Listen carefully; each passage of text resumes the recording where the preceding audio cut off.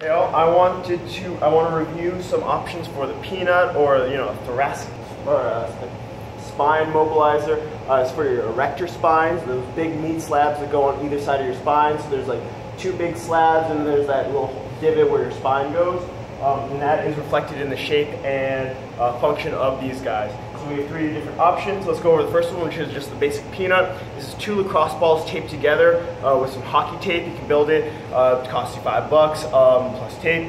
And great option, great starter. You know, if you need to start a mobility kit, you don't necessarily want to invest a whole lot in this specific tool. But I think this is essential for really getting in between the shoulder blades, the rhomboids, all that junk that gets, like from anytime you go overhead, all this stuff right here gets really mad junky. And you can hold a lot of tension in there, and once you take that, you take that across the peanut, throw it back there, move those arms around, do some snowmen, some cactus arms. You'll feel it pretty quick.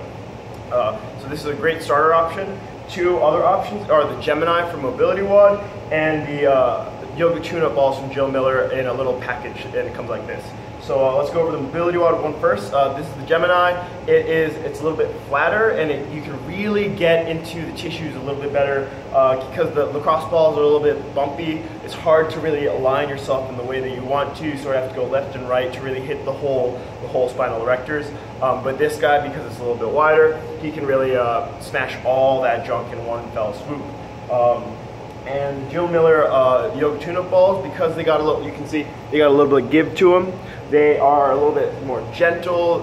Some people might find that, especially if you're an older athlete getting into CrossFit or getting into athletics, you might find that just the peanut or just the Gemini is a little gnarly, and you might want to bring it down a notch or two from 18 level spicy into normal people, white people spicy. This is a great option, and it's because it's in a little sack. You can keep it nice and tight in there, and it serves the same function as the peanut, just a little bit softer, has a little bit more give to it. But since it's also wider, a little bit bigger, you don't have that problem of having to go laterally to hit the whole spinal erectors. Another thing about these that are great is that you can put it on a box or a chair, and you can also floss the hamstrings out. Real good. Put it on a box. And because it's wide, it's real good for it. I prefer to use these